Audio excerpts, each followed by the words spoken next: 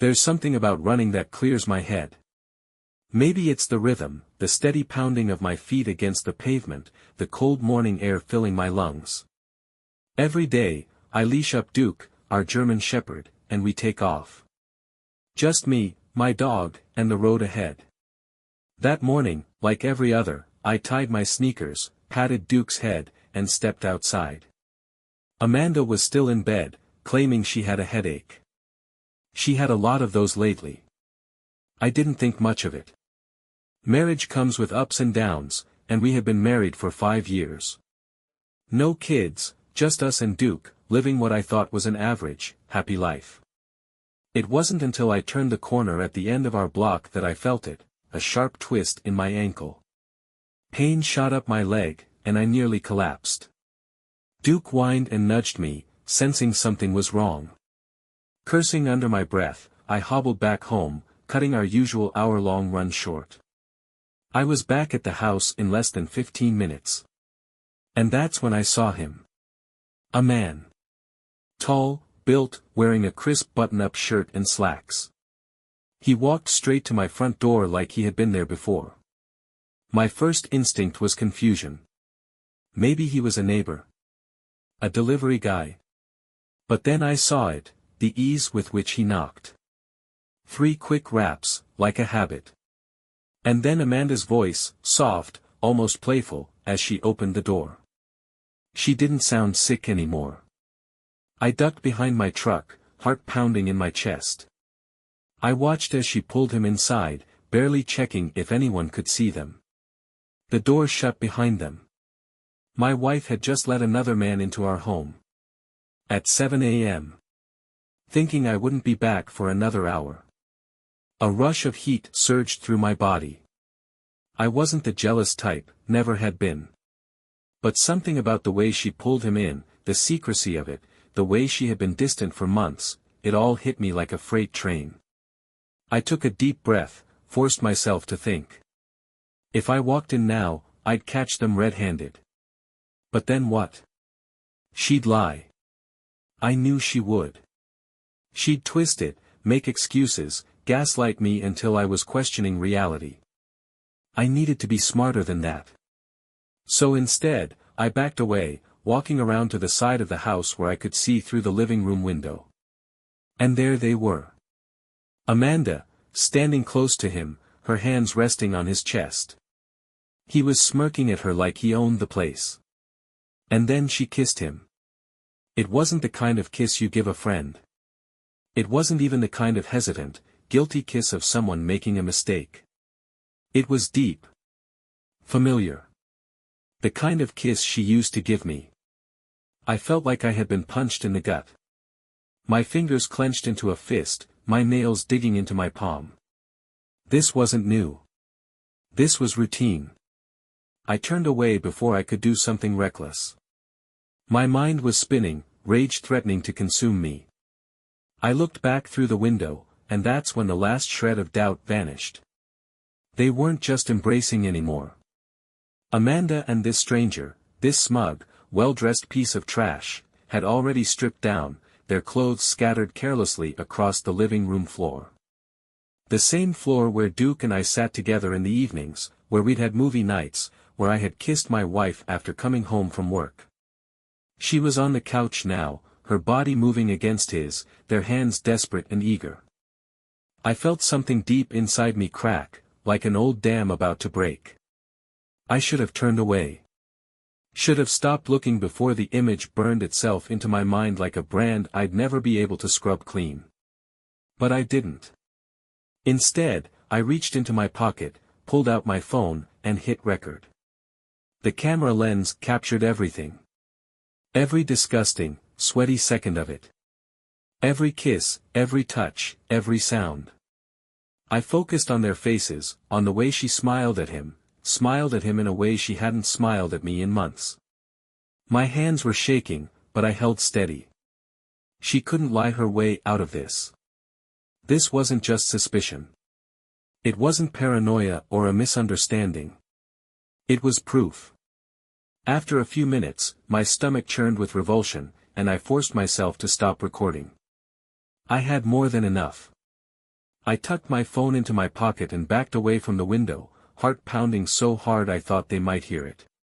Duke whined softly, sensing my turmoil. I reached down and scratched behind his ears, a small gesture to ground myself. I needed to get out of there before I did something I'd regret. The garage was the best place to think. My sanctuary.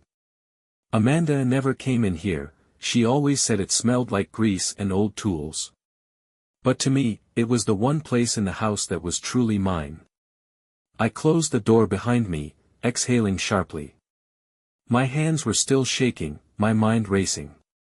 My instincts screamed at me to storm in there, to drag that bastard out of my house and throw him onto the street. But I knew better. Confrontation would give them power.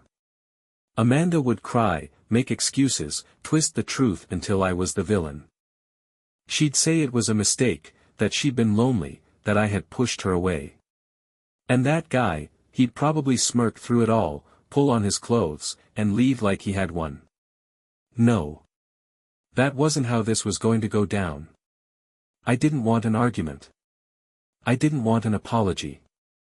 I wanted destruction. I sat down at my workbench, running a hand through my hair, trying to think through the fog of rage. The video in my pocket was a weapon. It was hard proof of her betrayal. But it wasn't enough. I needed to hit her where it hurt. I needed to take everything. There were a few things I knew for sure. 1. Amanda had no idea I had seen them. That gave me the advantage. 2. This wasn't a one-time thing. The way they acted, it was too familiar. 3. If she was cheating at home, she was comfortable. Which meant she was sloppy. Which meant I could find more. A plan began to form in my mind. First, I needed to know who he was. If he was bold enough to come into my house first thing in the morning, he wasn't just some random fling. He meant something to her. And that meant he had something to lose. A job. A reputation. A family. I needed to find out everything about him. Second, I needed to play dumb. Amanda couldn't know I had seen anything. If she suspected, she'd get cautious. She'd delete messages, start covering her tracks. I needed her to keep making mistakes. Third, I needed leverage. The video was a start, but I needed more. Emails. Texts. Bank statements. Anything that could be used against her. I reached for my laptop, pulling up our shared bank account. My fingers hovered over the keyboard as a terrible thought crept into my mind. What if she had been spending my money on him? I clicked through our statements, scrolling past our usual expenses, groceries, bills, gas. And then I saw them. Hotel transactions. Restaurant charges from places I'd never been. Gift shop purchases in neighborhoods she had no reason to visit. Hundreds. No, thousands. A deep, sickening anger settled in my gut. She hadn't just betrayed me. She had stolen from me. My hands curled into fists. That was it. That was the final straw. She thought she could cheat on me. In my own home. Use my money to entertain another man. And walk away unscathed. No. She had no idea who she was dealing with. I wasn't going to scream. I wasn't going to cry. I was going to end her. I sat there in the garage, my pulse steady but my thoughts sharp. The plan was coming together, but before I could strike, I needed to know exactly what I was dealing with. First, the man. Amanda hadn't picked up some random fling. The way they moved together, the way he walked straight to my door, the way she let him in without hesitation, this wasn't new. This was routine. And routine meant personal. I pulled out my phone and scrolled back to the video I had recorded that morning. I froze the frame on his face. Square jaw, neatly trimmed beard, expensive-looking watch. The kind of man who thought he was untouchable. I had seen him before. I just didn't know where. I started searching. Social media, local business websites, company directories. It took longer than I liked, but eventually, I found him. His name was Nathan Caldwell. A real estate agent. A damn good one, too, judging by his reviews. He sold high-end homes, the kind that made people like Amanda drool. The pieces started falling into place. She wasn't just cheating with him. She was investing in him. I pulled up our bank statements again, looking at the bigger picture. I had assumed the money she spent was for hotels and gifts, but now, I saw something else. She had wired him money. Large sums. At first, it looked innocent, payments labeled as home consultation and investment partnership. But Amanda had never invested a single dime in her life. She was terrible with money, always spending, never saving. And then it hit me. She wasn't just giving him money. She was funding him. Nathan wasn't just some fling. He was a project. A fantasy she had bought into. Maybe he had promised her a future, maybe he had convinced her that together they could build something bigger. Maybe she actually believed she could leave me, cash out, and ride off into the sunset with her shiny new real estate hotshot. But she had been using my money to do it. And that was her biggest mistake. I clenched my fists, forcing myself to breathe. This was good. This was leverage. Nathan had a professional reputation to uphold. Real estate was built on trust, on appearances.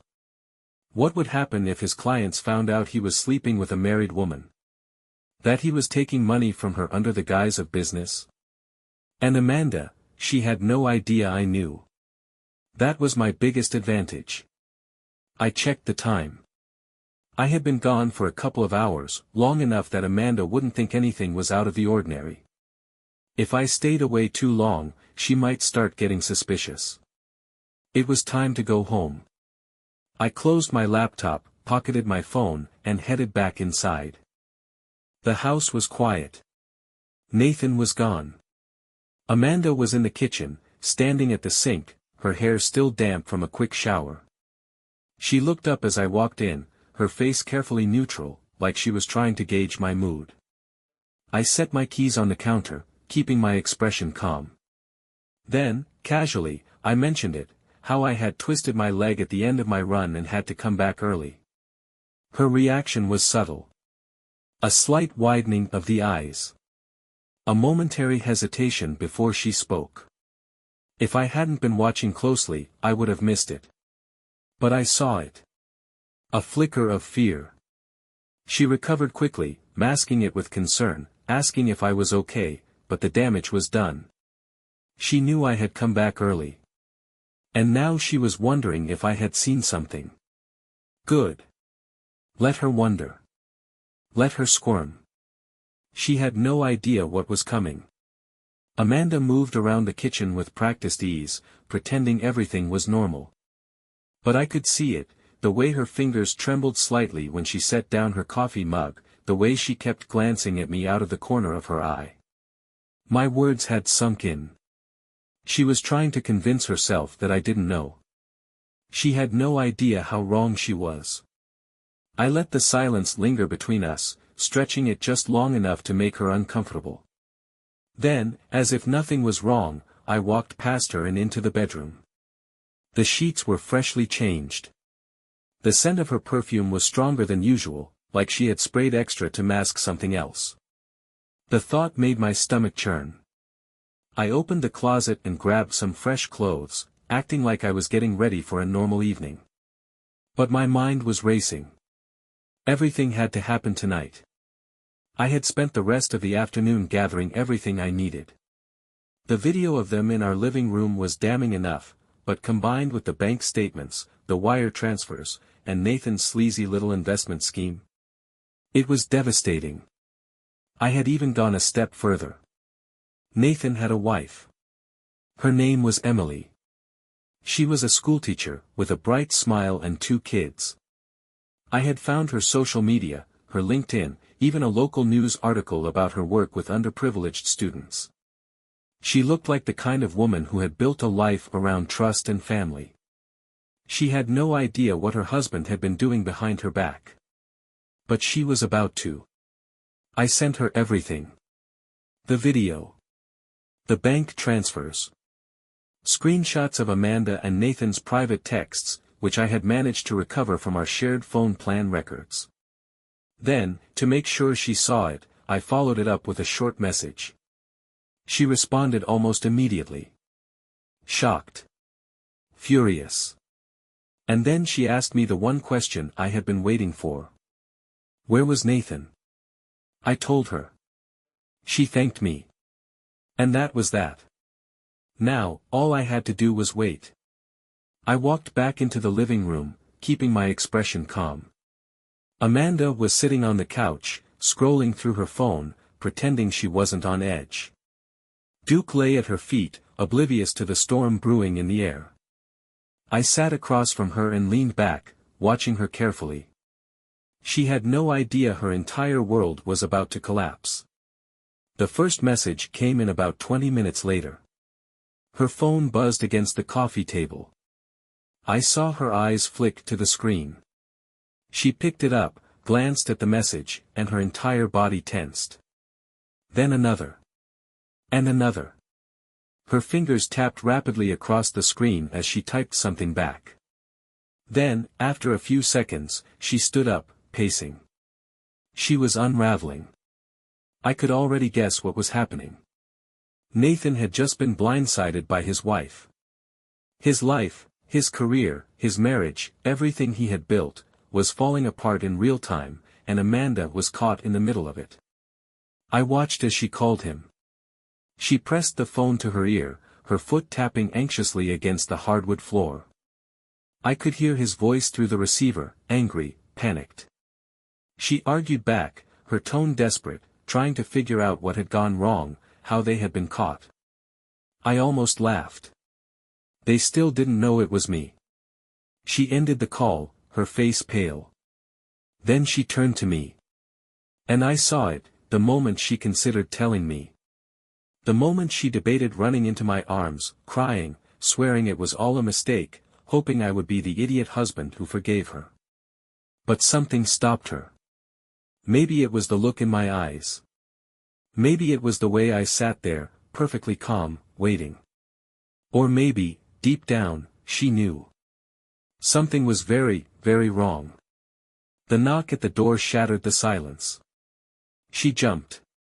Duke barked, running to the entrance. I didn't move. Slowly, hesitantly, she walked over and pulled the door open. And there she was. Emily Caldwell. Nathan's wife.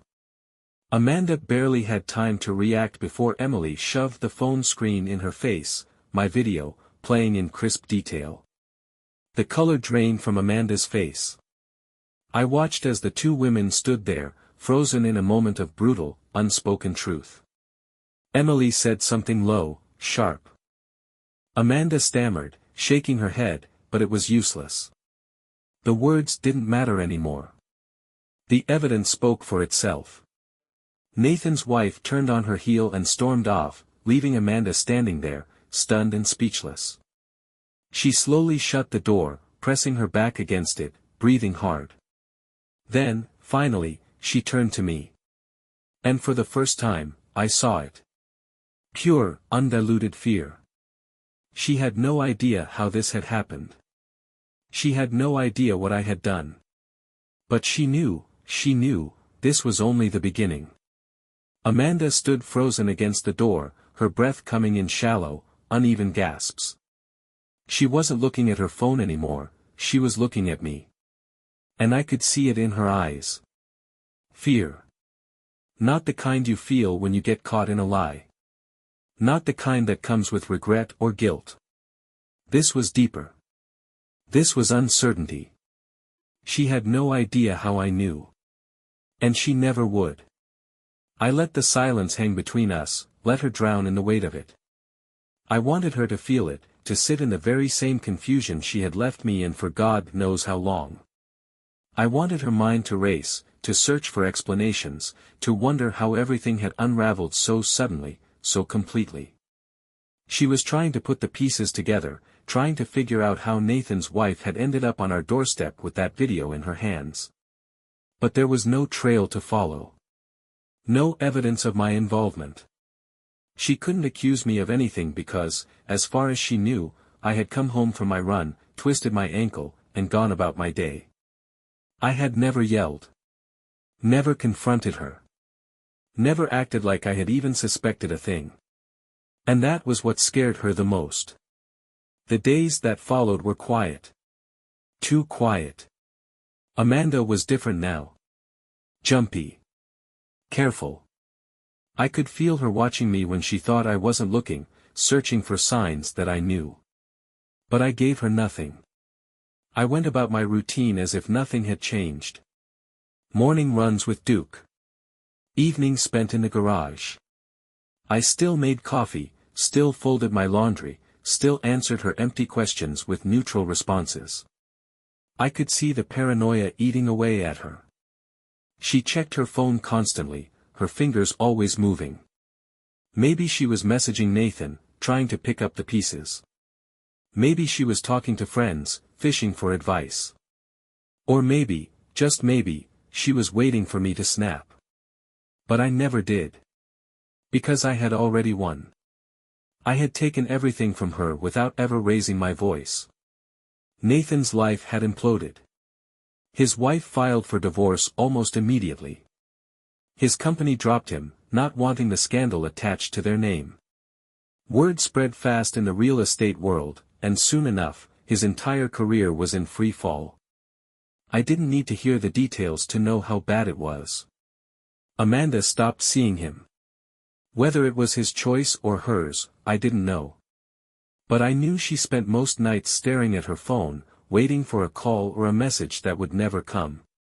She never got one. As for us, we unraveled just as quickly. We didn't fight. There were no screaming matches, no dramatic tearful apologies. She knew better than to try. Instead, our marriage rotted away in slow, suffocating silence. We stopped sleeping in the same bed. Conversations became strained and empty, like two coworkers forced into small talk. Then, one afternoon, she packed a bag. She told me she was staying with a friend for a while. She didn't say why. She didn't need to. And I let her go. A week later, she sent me an email asking for a divorce. I stared at the screen for a long time before I responded. 4 words. I'll have my lawyer. That was it. No anger. No closure. Just business. The process moved quickly. We had no kids, no real assets beyond the house. I kept it, of course. She didn't even try to fight for it. She didn't fight for anything. It was like she had already accepted the loss. I never asked where she went. Never checked to see how she was doing. She faded from my life like a bad dream.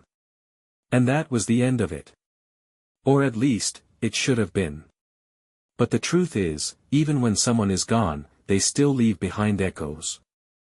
For a while, I still caught myself glancing at the door when I heard a car pull into the driveway. I still hesitated before tossing certain things into the trash, her favorite coffee mug, an old sweater she had left behind. Duke searched for her at first, his ears perking up when he heard a voice outside, his tail wagging in confusion when she never came through the door. But time moved on. And so did I. I took down our old photos. Repainted the living room. Rearranged the furniture, piece by piece, until it no longer felt like our house. Until it was mine. The first night after the divorce was finalized, I sat on the porch with a beer in one hand and Duke's leash in the other, watching the sun dip below the trees. It felt strange. Like stepping into a new life I hadn't planned for. But for the first time in a long time, I wasn't looking over my shoulder, waiting for the other shoe to drop. I wasn't trapped in uncertainty, drowning in doubt. I was free. And Amanda? She was nothing more than a name on old documents, a mistake buried in the past. She would never know how I found out. She would never know how I unraveled her life without her ever seeing my hands on the threads. And that, more than anything, was the greatest revenge of all.